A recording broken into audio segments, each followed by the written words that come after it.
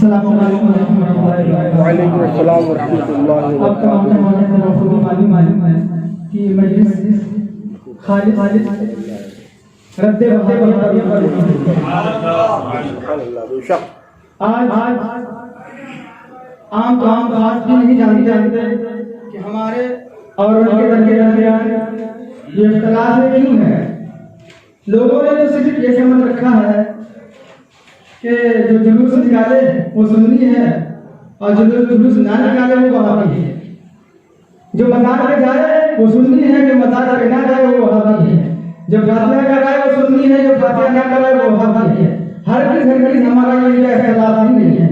جو اختلاف ہمارا اور ان کا ہے انشاءاللہ ابھی خطیب و امام مزار مسجد حافظ القاری عمران شریف صاحب آپ کے سامنے بیان کریں گے اور وہ آپ کو بتائیں گے آخرکار ہمارے اور ان کے درمیان یہ معمولی اختلاف نہیں ہے، ایمان اور عقیدہ کا اختلاف ہے۔ آپ حضرات سے بھی بطور سماعت فرمائیں گے۔ اب بغیر ان تاخیر کے میں دعوت سے سن دیتا ہوں، اس سے قبل میں شیخ میں مناسب سمجھتا ہوں مناؤ روز شب جلسہ جو ہوگا دیکھا جائے گا۔ کیا بات ہے، مناؤ روز شب جلسہ جو ہوگا دیکھا جائے گا، کرو سرکار کا چرچا جو ہوگا دیکھا جائے گا۔ سبحان اللہ، وہابی دیو کا بندہ اگر آ جائے محفل میں لگا کے مار کا ڈنڈا جو ہوگا دیکھا جائے گا۔ نعرہ تکبیر، نعرہ رسالت، فیضان مخدوم سمرہ، فیضان اعلیٰ حضرت، فیضان نابی شریعہ، فیضان علوم شریعہ، نعرہ تکبیر، نعرہ رسالت۔ اللہ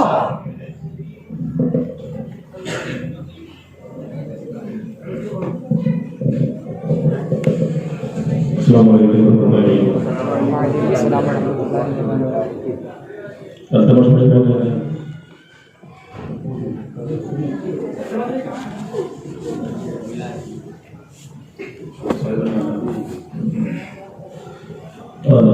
ہمیں کوئی تقریر کے لیے نہیں آیا ہے، ہمیں دیکھنے آیا تھا کہ کیا ہو گیا اور ہے کون کسی میں تو دعوت چونکہ قبول کیا رہا اور لینے بھی گئے تھے اور تو آیا ہے چونکہ نہیں تحریک کے لیے نئی تحریک کے لیے نئی کے لیے نیا جذبہ تحریک پرانی ہے، جذبات کچھ نہیں اور اتنے ہی کچھ اور شامل نہیں، میں ان کی بات نہیں کر رہا ہوں، میں آپ جیسوں کی بات کر رہا ہوں کہ آپ کے ساتھ کون ہے۔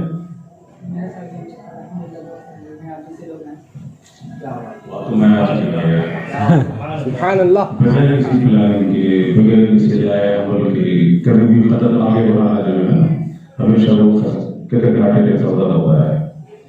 ہمیں جانا کرنا ہے، اس سے پہلے اس کے سارے پیچ و خم جو ہوتے ہیں وہ دیکھنا چاہیے کہ کتنے گڑھے ہیں، ان گڑھوں کو دور کرنے کے لیے ہمیں کیا کرنا پڑے گا سمجھنے میں۔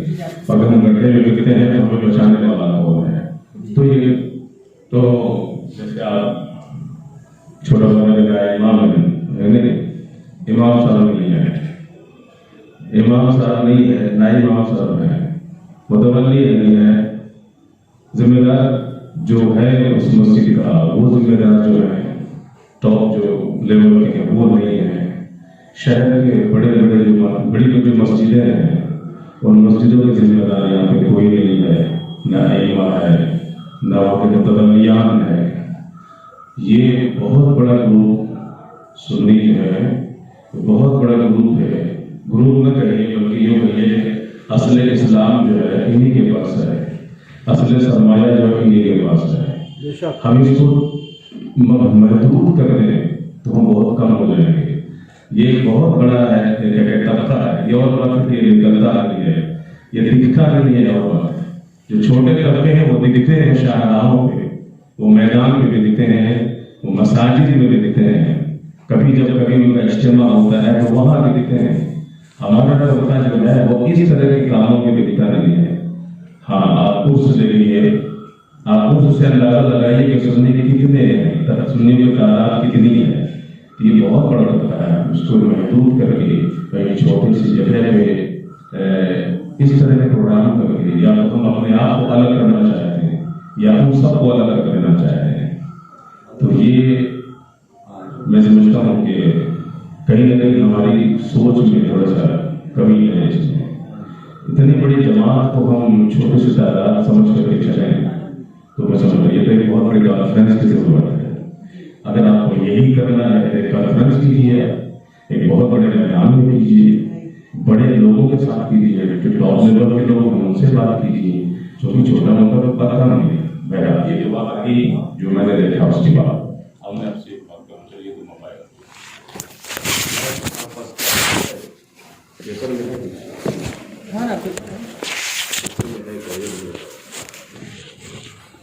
नारे लगाने से नहीं चलेगा। बिल्कुल बात समझ आ रही, बुरा लगे अच्छा लगे। बिल्कुल बिल्कुल।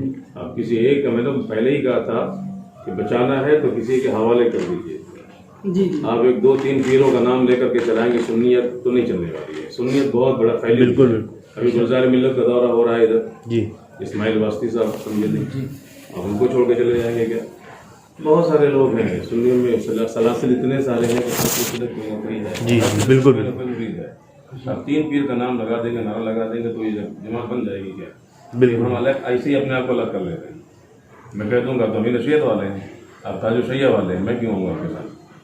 बस मैं साफ कहता हूँ, बहुत सही बात। समझ नहीं बात।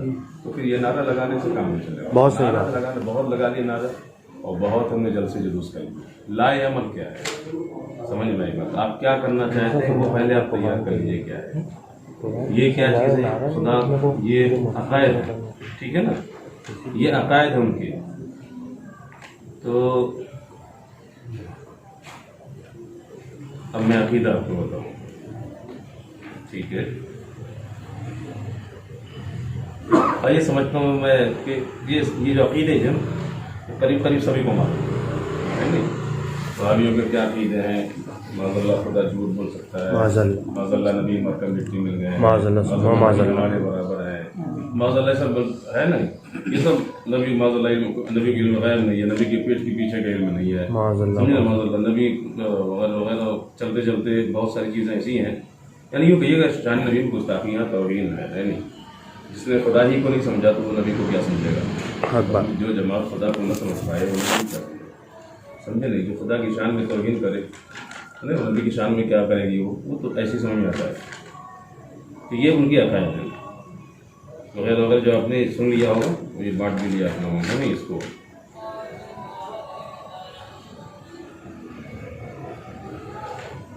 ये सारे अकीदे आपने समझ लिया, ठीक है?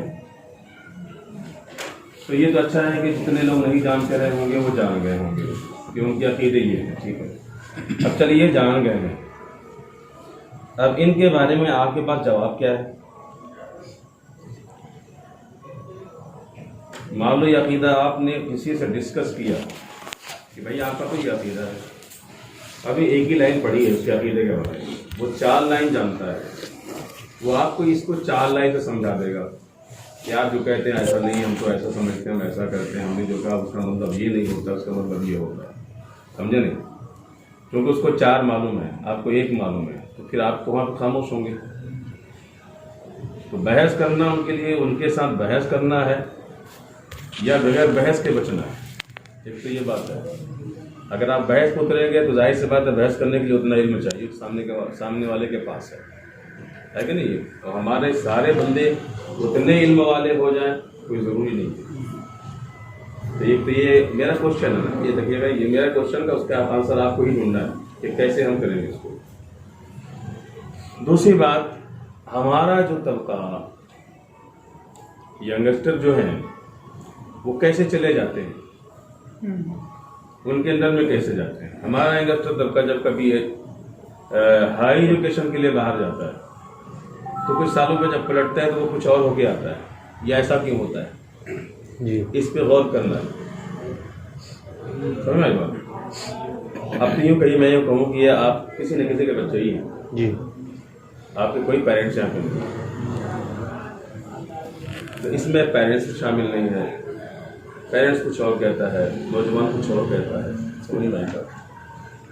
जाहिर सी बात है नौजवान है तो बात मानेंगे बाबा, तो नहीं माने तो क्या होगा? झगड़े होंगे। अगर किसी घर में ऐसा कुछ होगा तो تو طریقہ اچھا ہے. اس کے ساتھ ساتھ آپ کو کچھ ایسی چیزیں نکال کے دینی پڑے گی ہاتھ میں، اس سے نہیں چلے گا.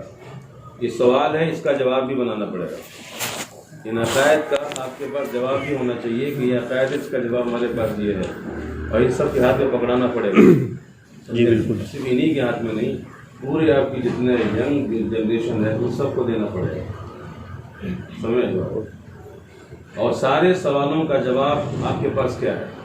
اتنے سارے آپ کے پاس سوال بھی نہیں، اور اتنے سارے سوالوں کا جواب بھی آپ کے پاس نہیں ہوگا، تو کیا جواب دے پائیں گے؟ اگر وہ کچھ دو چار حدیث سمجھا دی آپ کو اس کے حوالے سے، تو آپ کیا کہیں گے؟ کچھ حدیث آپ کو بھی معلوم ہے.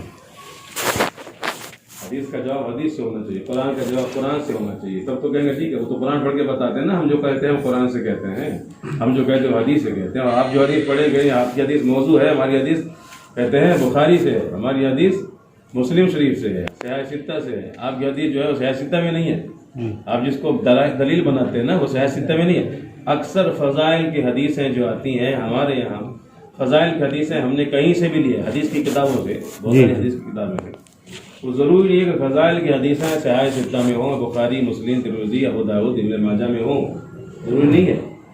اور بہت ساری حدیثیں جو ہیں ان 4-6 حدیثوں میں نہیں ہے. بہت ساری حدیثیں جو ہم فضائل پہ عمل کرتے ہیں. اب اگر وہ کہے گا اس سے لاؤ تو کیا کریں گے آپ؟ بس کچھ ہے. یہی میں کہہ رہا تھا کہ ان کا جو کہنا ہے اسی طرح کا کہنا ہوتا ہے. جی کہ ہم تو صحیح حدیث صحیح کی بات کرتے ہیں، آپ کے پاس حدیث صحیح ہو تو بتا دو جو آپ کی دلیل ہے. ان تمام چیزوں سے بچنے کے لیے ایک بہت کیا کہتے ہیں گہرائی سے سوچنے کے لیے، اور ان کے ساتھ ان لوگوں سے کیا کہتے ہیں جو بڑے قداور علماء ہے نا، ان کی باتیں کرنی پڑے گی آپ کو. سمجھے نہیں؟ ان سب کی مدد لینی پڑے گی، تب جا کر کے آپ نے کہا. اس کے لیے بہت لائے احمد جس کو کہتے ہیں وہ بنانا پڑے گا. تشویش میں لوگ ہیں کہ ہمارا بچہ نہیں بچ پا رہا ہے، کیسے کریں اس کے لیے. بہت سے لوگوں کی سوال یہ ہے کہ ہمارے بچے نہیں بچ پا رہے ہیں.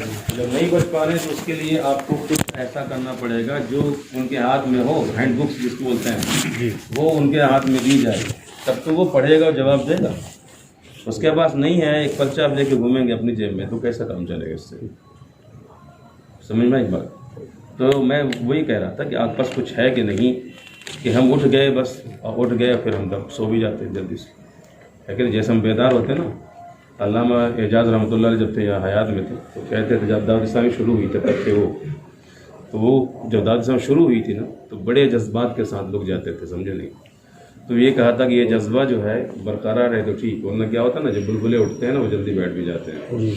تو اس طرح کی باتیں نہیں ہونا چاہیے. تو ان تمام کے لیے کیا ہے، آپ کو ایک اچھے طریقے سے کام کرنا پڑے گا. سمجھے نہیں؟ ہمارے یہاں بہت کمی نہیں تعداد کی، آج کم ہے، اس سے بھی زیادہ تعداد اکٹھا کر پائیں گے، کر لیں گے. بالکل کوئی بڑی نہیں ہے. ہمارے یہاں تو جلسہ جلوس کا یہی تو سیکھا ہم لوگوں نے، اپنے بزرگوں سے یہی سیکھا ہے. جلسہ جلوس ہی تو سیکھا ہے کہ نہیں؟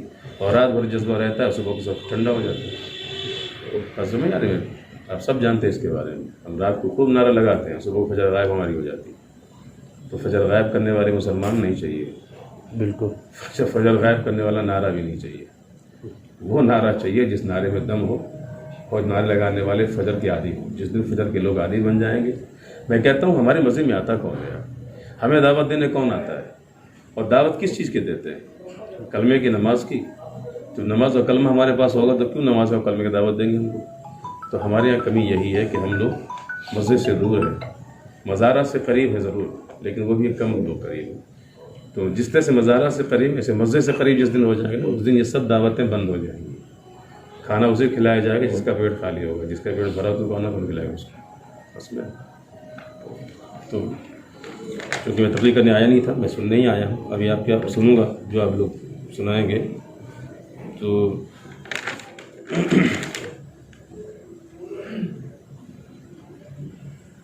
بیان کریں گی تو اپنا مقصد تو بیان کریں گی.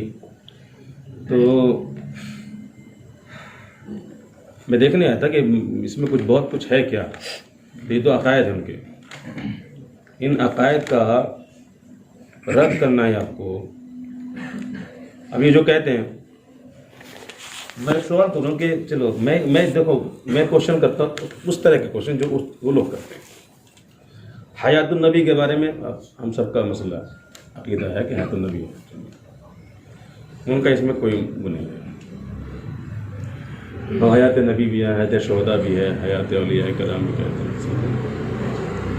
قرآن کی ایک آیت پڑھتے ہیں کہ انک لا تسمع الموتى ولا تسمع صم الدعاء، کہ مردہ نہ سنتا ہے نہ تمہارے پکار کا جواب دیتا ہے۔ تو اس کا جواب آپ کے پاس کیا ہے؟ یہ ساری چیزیں ہیں، تو ان سوالوں کا جواب آپ کے پاس نہیں رہتا ہے، تو پھر وہاں پہ وہ لوگ وہ کرتے ہیں۔ ابھی ہمارے سارے سوالوں کا جواب یہی ہے کہ، اور یوں ہی رہے ہمارے یہاں جتنے ہیں طلباء والے، وہ یہ کہیں کہ ہمیں ان کے سوال میں الجھنا نہیں ہے۔ جی ہم جب سوال کا جواب دیں گے نا تو بہت سارے سوال ہوتے ہیں۔ جی۔ امام راضی کی میں بات بتاؤں کہ امام راضی وہ صاحب تصنیف قصیدہ اور تفسیر کے لکھنے والے تھے۔ جب ان کا آخری وقت آیا تو شیطان آ گیا اور ان سے کہا کہ بتاؤ خدا کے ایک ہونے کے تمہارے پاس کیا دلیل ہے؟ تو وہ تو امام تھے نا کلام کے، علم کلام کے امام تھے، علم تفسیر کی، تو انہوں نے 1 2 نہیں 360 دلیلیں دی تھی خدا کے ایک ہونے کی، سمجھے نہیں؟ اور اس کے بعد بھی شیطان خاموش نہیں ہوا۔ یہ صحیح کہ شیطان کے اولاد ہیں، یہ خاموش نہیں ہونے والے ہیں، سمجھے؟ صحیح بات ہے ایک دم۔ تو ایک نہیں 360 دلیلیں دی تھی اور ان کے دلیل ختم ہو رہی تھی، کیونکہ یہ کہ دلیل دامن جو دلیل سے خالی ہو گیا تھا۔ ان کے پیر و مرشد تھے، سمجھے نہیں؟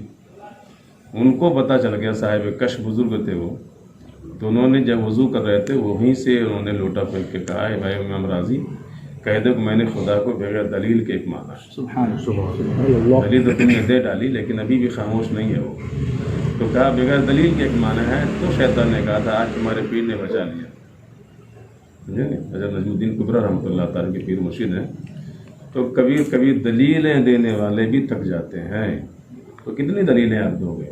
سمجھ بھائی بات؟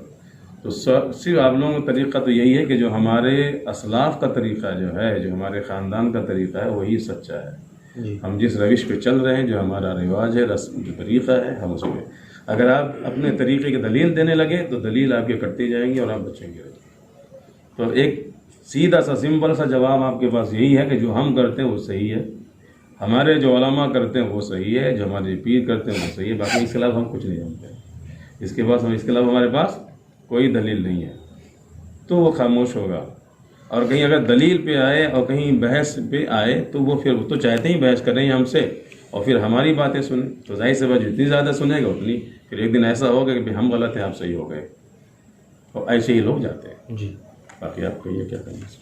آپ تقریباً اسی موضوع میں تھوڑا کچھ میں بتا دیا میرے جو اور بتایا، آپ اور کیا میں بچوں جو کو بتایا، باقی میں وہی کر میں ایک مشورہ دیا میں آپ کے، جی یہ تو کہ مشورہ آپ اسی موضوع میں تھوڑا مشورہ سا یہ بیان دیا دے کہ دیجیے۔ ان کو بچانے کے کیا طریقے ہو سکتے ہیں، ہمارے نوجوان کو، ہمارے بچوں کو بچانے کے کیا طریقے ہو سکتے ہیں، یہ بڑے بزرگوں سے، یعنی ہمارے جو بڑے علماء ہیں ان سے پوچھنا چاہیے، اور ان سے کچھ ایسی چیزیں جو آسانی کے ساتھ لوگوں تک پہنچ جائے، اور لوگوں تک پہنچ جائے تو وہ اپنے پاس رکھیں، اس کو سمجھیں، اس کو پڑھیں، اور اس کے بعد وہ کسی کے پاس جا کے دلیل کہتے ہیں کچھ بات کرنے کے لائق ہے۔ ورنہ دلیل پہ دلیل کیا کہتے ہیں سوال و جواب پہ آئیں گے تو مشکل ہے۔ جیسے میں نے بتایا آپ کو ابھی کہ جو دوسرے لوگ جو ہے حدیث وغیرہ کی بات کرتے ہیں، سمجھیں جب کوئی پارٹی سے نکلتا ہے نا، دوسری پارٹی جوائن کرتا ہے تو وہ اپنی پارٹی کے بارے میں بہت پڑھتا ہے، سمجھا نہیں؟ تب اپنی پارٹی کو کسی کے سامنے کھڑی کر سکتا ہے اور اپنی پارٹی کو اچھا بتا سکتا ہے۔ ہمارے یہاں تو ایسا ہے نہیں، سنی ہم بائی برتھ ہیں، جی ہم بائی برتھ مسلمان ہیں، بائی برتھ اسلام ہمارے پاس، بائی برتھ سنی ہے، تو ہمیں تو کچھ ہے نہیں، کہیں جانا نہیں، کہیں آنا نہیں، تو ہم نے کیا سمجھا کہ ہم اسلام والے ہیں، مسلمان ہیں، سنی ہیں، ہمیں تو کچھ کرنا نہیں ہے، بات میں آ رہی ہے۔ لیکن جب وہ یہاں سے نکل کے دوسری جب گروپ جوائن کرتا ہے تو وہ بہت پڑھتا ہے، اور جب بہت پڑھتا ہے تو ایسا نہیں کہ وہ صرف اپنا ہی اپنا پڑھتا ہے، وہ بھی پڑھتا ہے کہ ہمارے پاس کیا ہے اور ان کے پاس کیا ہے۔ تو جب یہ دونوں کو ٹیلی کر کے پڑھتا ہے پھر ان کا وہ جواب بھی نکالتا ہے اور ایسے سوالوں کا جواب دینے کی صلاحیت بھی پیدا کرتا ہے اپنے اندر، پھر وہ آسام میدان میں آتا ہے۔ تو پھر آپ جیسے ہم جیسے لوگوں کو پھر بحث کرنے میں اتر آتا ہے، سمجھے نہیں؟ کہ بتائیے اس کا کیا۔ ابھی میں آپ سے پوچھوں کتنے ہمارے لوگ ہیں کہ جانتے ہیں امام اعظم ابو حنیفہ رضی اللہ تعالیٰ کو امام اعظم کیوں کہا جاتا ہے؟ امام اعظم کا مطلب کیا ہوتا ہے؟ سب سے بڑے امام۔ تو سب سے بڑے امام کا مطلب یہ ہوتا ہے کہ ان کے بہت ساری کتابیں ہونی چاہیے ان کی لکھی ہوئی، लेकिन आप उनके बारे में पूछोगे और लोगों से पूछोगे हज़रत इमाम आज़म हनीफ़ा रज़ियल्लाहु अन्हु कितनी किताबें लिखी हैं, तो बहुत कम लोग बताएं भाई कितनी किताब लिखी हैं, समझे? इस तरह के तो भाई आप बयान फरमाइए। अल्लाहु अकबर अल्लाहु अकबर अल्लाहु अकबर। अब अपने हज़रात पाक पढ़े अल्लाहुम्मा सल्ली अला सय्यिदिना मौलाना मुहम्मद महमूद वज़ीर मुबारक सल्लल्लाहु अलैहि वसल्लम।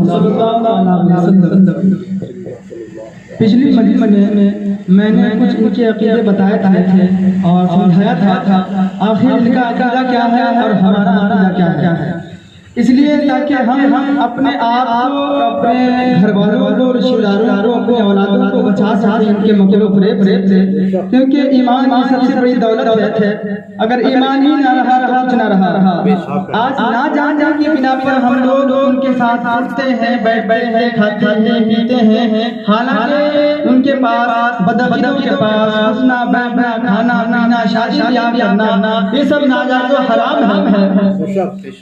अब ये लोग कहते हैं हम खुदा को मानते हैं, उनका अकीदा है मादल्ला खुदा झूठ बोल सकता है, खुदा का झूठ बोलना नामुमकिन है मादल्ला। और दलील क्या देते हैं इन्नल्लाह अला कुल्ली शैइन कदीर, इसका तर्जुमा है अल्लाह हर चीज पर कादिर है।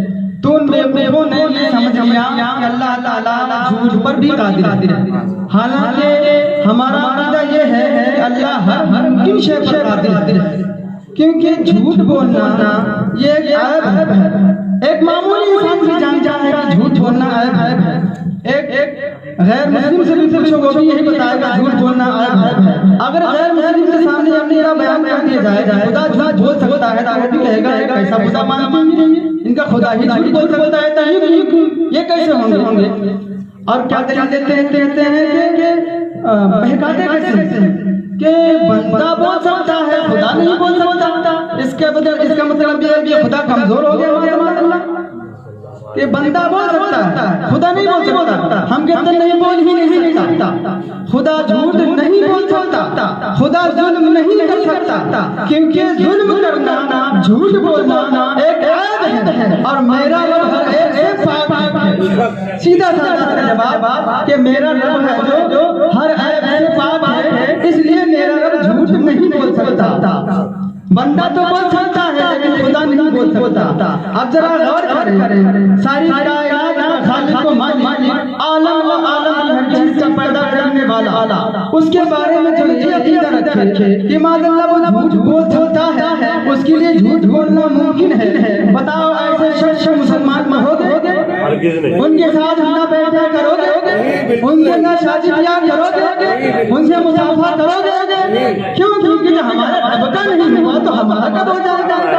अल्तमत भाई ने कहा था कि उस रिवायत में आप दोबारा बयान कर देंगे। हमारे पास उनके सारे हवाले मौजूद हैं अल्हम्दुलिल्लाह। ये बुजुर्गों का करम है कि क्योंकि हक ही गालिब रहता है, बातिल के पास फरेब होता है, उसके पास जवाब कुछ नहीं होता, मक्कारी की सिवा शैतान भी मक्कार। अभी हजरत ने कहा फरमाया कि हजरत के पास शैतान आया, उसने हजरत ने 360 दलीलें बयान की, उसके बाद शैतान ने सारी दलीलों को रद्द कर दिया।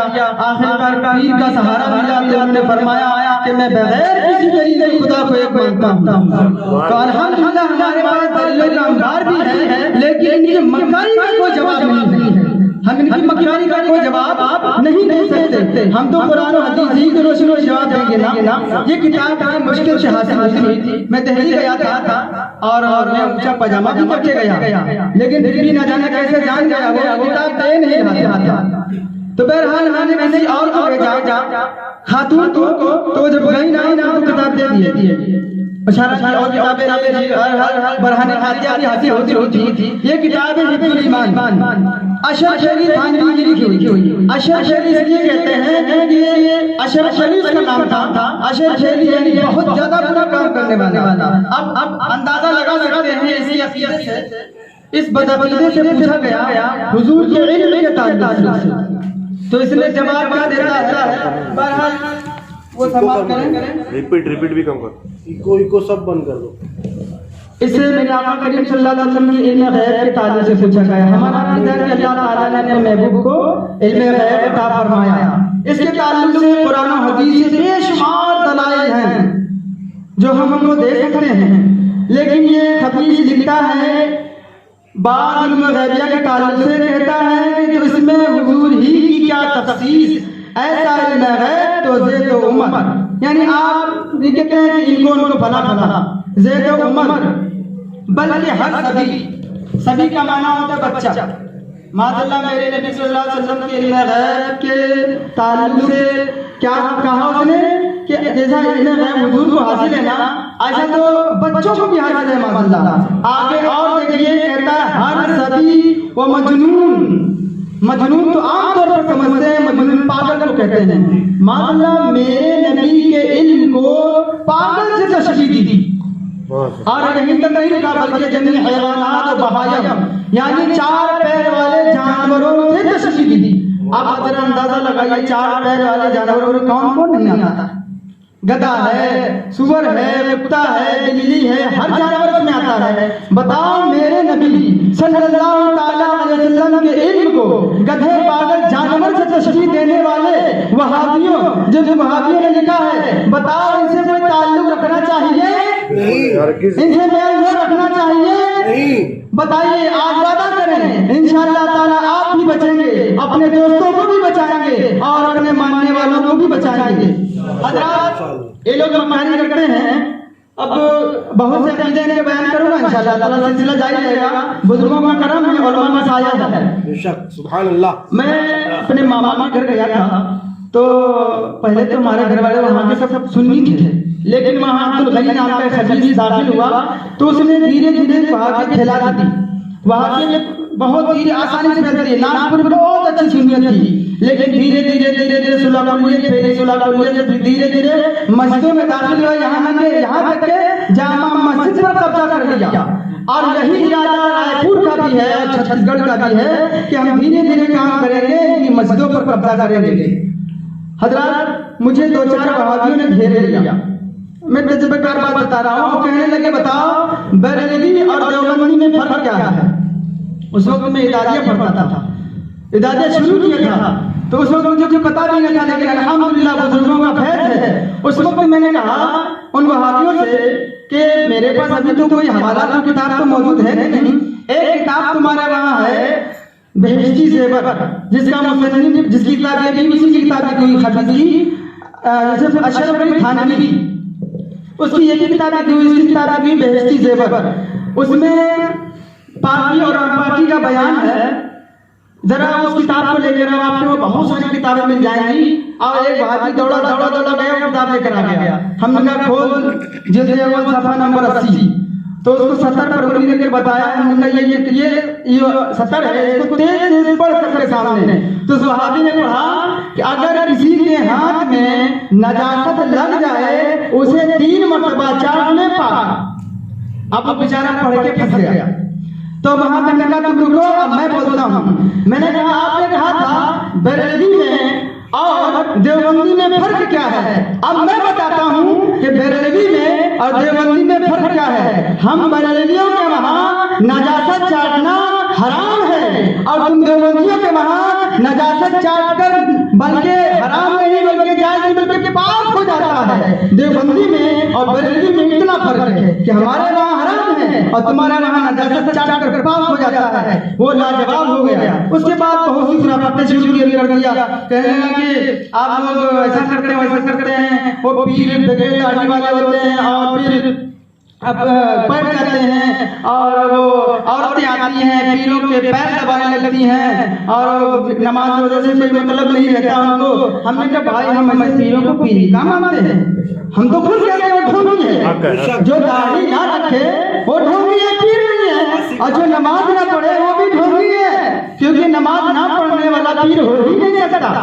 اور جو پیر عورتوں سے ہاتھ چھوائے، عورتوں نے جھٹمٹ میں بیٹھ کر عورتوں سے پیر دبائے، وہ پیر ہی نہیں ہے. اسے سنیت سے مت تعبیر کرو. بہرحال وہ سنی ضرور ہے لیکن اس کے عمل کو سنیت میں داخل مت کرو. ہمارے وہاں ایسا پیر ہی نہیں مانا جاتا. اب بتاؤ ہم لوگ جس کو پیر ہی نہیں مانتے ہیں تو اسے مرید کیسے ہو سکتے ہیں؟ حضرت نے ابھی تھوڑی دیر پہلے اثر باب میں فرمایا تھا کیونکہ اس مختصر مجلس کو پڑھنا ختم کرنا ہے, دیر نہیں کرنا ہے, آگے بھی آپ لوگوں کو بلانا ہے. انہوں نے کہا تھا درود پاک پر اللہم صلی علی سیدنا مولانا محمد ماغذ الجود والکرم وبارک وسلم صلاۃ و سلام علیک یا رسول اللہ صلی اللہ تعالی علیہ وسلم. آخرکار ہمارے لوگ ادھر کیوں جا رہے ہیں؟ اس کی وجہ کیا ہے؟ اس کی صرف وجہ واحد ایک ہی ہے کہ ہم لوگ تعلیم سے دور ہیں, ہم لوگ سیکھتے نہیں اور علماء سے دور ہیں. جس دن ہم تعلیم سے قریب ہو جائیں گے اور علماء کے قریب ہو جائیں گے انشاءاللہ تعالی ہم کسی بدعقیدے کے بہکاؤ میں نہیں آئیں گے. اور مزید انہوں نے یہ فرمایا تھا کہ جب کوئی شخص کسی نہ کسی پیر سے منسلک ہو جاتا ہے, جب بندہ کسی کا مرید ہو جاتا ہے تو اسے بہکانا بڑا مشکل ہوتا ہے. اب بہکتے وہی لوگ ہیں جو کسی کے مرید نہیں ہوتے ہیں. سب سے اچھا کام یہ ہے کہ آپ حضرات اس پر بھی توجہ دیں اپنے گھر والوں کو یا ماننے والوں کو. جو لوگ ابھی تک مرید نہیں ہوئے ہیں انہیں کسی نہ کسی باشرہ جو شریعت کا پابند ہو اس سے اسے بیعت کرا دیں تاکہ اس کا ایمان محفوظ ہو جائے. آپ نے دیکھا ہوگا ایک شخص کسی کا جب اس شاگرد ہو جاتا ہے تو اپنے استاد کے سوا کسی کی سننے کے لیے تیار نہیں ہوتا. میرے استاد یہ کہہ کے تو کہہ دیا. اسی طرح ایک مرید جو اپنے پیر کا مرید ہو جاتا ہے اپنے پیر کا تو اپنے پیر کے سوا کسی کی مانتا نہیں. کوئی بدعقیدہ دیوبندی آئے, وہابی آئے, شیعہ آئے, رافضی آئے, لیکن اس کو کوئی بہکا نہیں سکتا. کیوں؟ ہم تو اپنے پیر کو مانتے, جو ہمارا پیر کہے گا وہی کریں گے. لیکن یہاں پر پھر توجہ دینے کی بات ہے, پیر ایسے کو بنائیں جو یقیناً پیر کے لائق ہے. پتہ چلا کہ جو بتایا کہ وہابی لوگ جو دکھاتے نا ہم لوگوں کو, میں دہلی گیا تھا تو مدار شریف پاس تھوڑی دور پاس ایک پیر بیٹھا ہوا تھا بغیر داڑھی والا, اور اس کے پاس عورتیں بیٹھی ہوئی تھیں, اس کے پیر دبا رہی تھی, اور ایک وہابی اس کی ویڈیو بنا رہا تھا اور ساتھ میں ایک نوجوان کو لے کر آیا. تو میں بھی سوچ رہی کسی بھولے بھائی سنی کو پکڑ کے لایا جو کو دکھا رہا. اور کیا کہہ رہا, میں سن رہا تھا, کیا کہہ رہا تھا, دیکھو یہ ہے سنیت. دیکھو اسلام میں غیر محرم سے پیر دبوانا, غیر محرم کے سامنے آنا جانا حرام ہے. لیکن دیکھو یہ پیر ہے سنیوں کا اور عورتوں سے پیر دبوا رہا ہے, عورتوں سے ہاتھ چھپوا رہا ہے. اور جب اسے دلیل مانگی جائے تو کہتا ہے کہ وہ بیٹی کے حکم میں ہے. معاذ اللہ ایسی ایسی باتیں کر کے یہ لوگ. تو میرے کہنے کا مطلب ہے پیر کا دامن, ایسے پیر کا دامن تھامے جو شریعت کا پابند ہو اور خود بجماعت نماز پڑھتا ہو, نماز کی ترغیب بھی دلاتا ہو, جھوٹ سے بچتا ہو اور بچنے کی ترغیب بھی دلائے. ایسے پیروں سے مرید ہوں, انشاءاللہ تعالیٰ یہی بچنے کا طریقہ ہے. بے شک المختصر یوں کہ اس مجلس کا مقصد یہی ہے کہ ہم لوگ ہر ہفتے آتے رہیں اور ایک ایک بات کم سے کم تھوڑی تھوڑی بات سیکھتے رہیں تاکہ ہمارے علم میں اضافہ ہوتا رہے اور ہم خود بچیں اور اپنے ماننے والوں کو بچاتے رہیں. ہمارا مقصد یہ ہے. الحمدللہ ہمارے ساتھ بڑے بڑے علماء ہمارے ساتھ ہیں, ہمارا قابل ہے اور بزرگوں کا فیض ہے. ہمارے پاس حوض اعظم ہے جی, ہمارے پاس دری نواز ہے, ہمارے پاس مخدوم شکرا ہے, ہمارے پاس اعلیٰ حضرت ہیں, ہمارے پاس تاج الشریعہ ہیں, ہمارے پاس امین شریعت ہیں, ہمارے پاس کل اولیاء ہیں, ہمارے پاس علماء کا جھرمٹ ہے. انشاءاللہ تعالی ہم ضرور کامیاب ہوں گے. ہمیشہ حق کی جیت ہوتی ہے اور حق کی غالب رہے گا. وما علینا الا البلاغ. آئیے سلام سلام.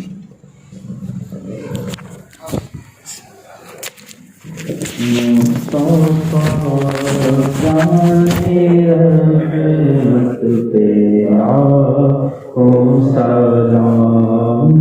مصطفیٰ جانے رحمت تیرا کو سلام.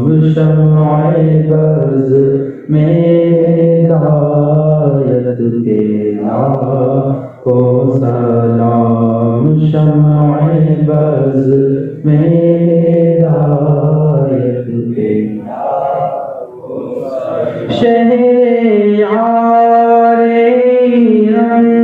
تاجدار حرم, شہر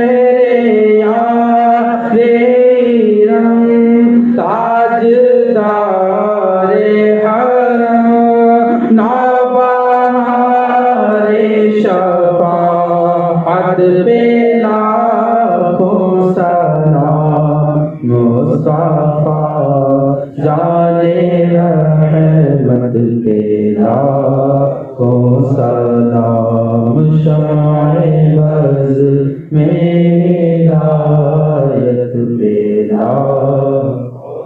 غوث اعظم امام غوثوں کا ونوں کا غوث اعظم امام غوثوں کا ونوں کا جلوائے شان قدرت پہ لاکھوں سلام مصطفیٰ جانے رحمت پہ لاکھوں سلام شمع بز میں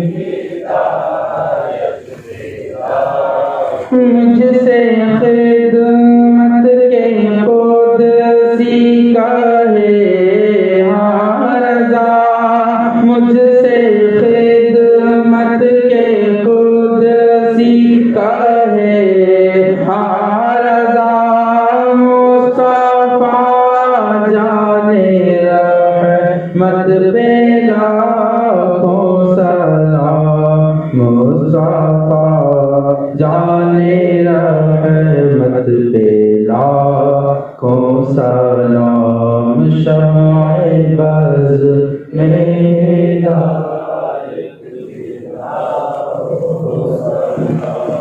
الصلاة والسلام عليك يا رسول الله الصلاة والسلام عليك يا نبي الله الصلاة والسلام عليك يا حبيب الله وعلى آلك وأصحابك يا خير خلق الله صلى الله عليه وسلم شكرا خدمت رسول فاتحہ پڑھ رہے ہیں کہ تقبل والا شریف اور تین درود شریف پڑھ رہے ہیں الحمدللہ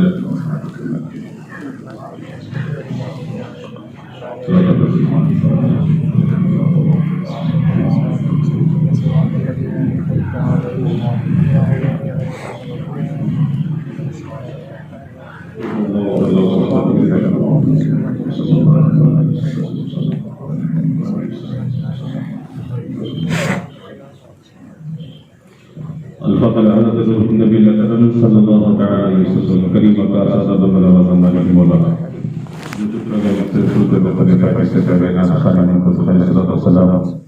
شلی معاذ مرتبہ میں جو خاتم غلط ہے اللہ شاہد کا سماع فرما جو شہر کے ساتھ پڑھا کے بعد قبول فرما یہ سب ہمارے اعمال کے لائق بن فضل و کرم اللہ کے ثواب فرما ان تمام بے شمار تعالی ثواب شامل اللہ کے تمام کا ثواب حضور نور شافی بن مشہور دائرہ مدینہ راحت المسین المصطفی جناب محمد صلی اللہ علیہ وسلم کے بارگاہ ناز میں نظم اللہ قبول فرما حضور کے توسط سے جملہ انبیاء کرام جملہ صلی اللہ جملہ شہداء اعلام جملہ صحابہ صحابیات تابعین تبع تابعین خلفاء راشدین ائمہ مجتہدین جملہ اولیاء کاملین صالحین تمام کے بارے سعادت جدت نظم اللہ قبول فرما خصوصاً بالخصوص تمام کا ثواب یا پیر دستگیر رسول اللہ سبحانہ و تعالی سیاحت مکان قدر نورانی سید شیخ ابو محمد محی الدین عبد القادر جیلانی اور سعادت رضی اللہ تعالی عنہ مقدس بارگاہ نظم اللہ قبول فرما خواجہ خواجگان فخر ہندوستان دائر سزو شہنشاہین خواجہ معین الدین حسن چشتی تمہاری خواجہ غریب نواز رضی اللہ تعالی مقدس پاک کا سوال نظم اللہ قبول فرمانے الہ العالم حبیب صاحب اللہ صلی اللہ تعالی وسلم خیر و سعادت رضی اللہ تعالی خیر خواجگان کی سفر خیر تمام اولیاء کرام کی سفر موریس بادشاہ شفا قبولی صلوات ہیں الہ العالم کی مجلس کو جس مقصد کے خاطر منعقد کیا گیا مولانا مقصد میں کامیابی عطا فرمائے تمام کے ایمان کی حفاظت فرمائے تمام سچا اپنے محبوب کا ماننے والا ان کا سچا عاشق بنا ہمیں عملی زندگی عطا فرمائے الہ العالمین دکھاوا ریا سمعہ سے محفوظ فرمائے الہ العالمین جو کہیں اس پر عمل کرنے کی توفیق عطا فرمائے جو سنتے ہیں اس پہ عمل کی توفیق عطا فرمائے الہ العالمین ایمان پر استقامت عطا فرمائے الہ العالمین دشمنوں کے شر سے محفوظ و مامون فرمائے شیطان کی ہر مکر و فریب سے محفوظ فرمائے شیطانی شکل میں جو انسان بنتے مولا ان سے محفوظ فرمائے الہ العالمین متقیدوں سے دوری عطا فرمائے الہ العالمین ان سے بچنے اور اپنے محبت و صدقے میں ہمیں طاقت و توانائی عطا فرمائے ان کے مکر و فریب سے محفوظ رہ سکیں کوئی ایسی صورت عطا فرما مولا جس صورت کے صدقے جس کے صدقے جس کے ذریعے سے ہم اپنے آپ کو بچا پائیں. الہ العالمین ہمیں علماء کی صحبت عطا فرما, اولیاء کی سچی محبت عطا فرما, اپنے محبوب کے نقش قدم پر چلنے والا بنا دے, نمازوں کے پابند بنا دے, ہمارے دلوں میں سجدوں کی طرف عطا فرما, ہمارے دلوں کو اپنی خشیت پیدا فرما. الہ العالمین صراط مستقیم پر کام فرما. اپنی پاک صاحب اولاد صلی اللہ علیہ وسلم سے دعا سے ہماری دعاؤں کو قبول فرما. اس گھر کا خیال برکت کے نزول عطا فرما, رحمت و دروازے کھول دے, ہر بلا مصیبت سے گھروانوں میں محفوظ فرما. اور ہمیں پاک صاحب اولاد صلی اللہ تعالی علیہ وسلم سے دعا ہماری دعاؤں کو قبول فرما. وصلی اللہ تعالی علی رسول خیر خلق و نور سیدنا مولانا محمد و آلہ و اصحابہ اجمعین. اعوذ باللہ من الشیطان الرجیم. ان اللہ و ملائکتہ یصلون علی النبی یا ایھا الذین آمنوا صلوا علیہ وسلموا تسلیما. اللهم صل علی سیدنا مولانا محمد وعلى آلہ وصحبہ وآلہ وصحبہ وسلم. سبحان ربک رب العزة عما یصفون وسلام على المرسلين والحمد لله رب العالمين. الحمد لله الله وصلى الله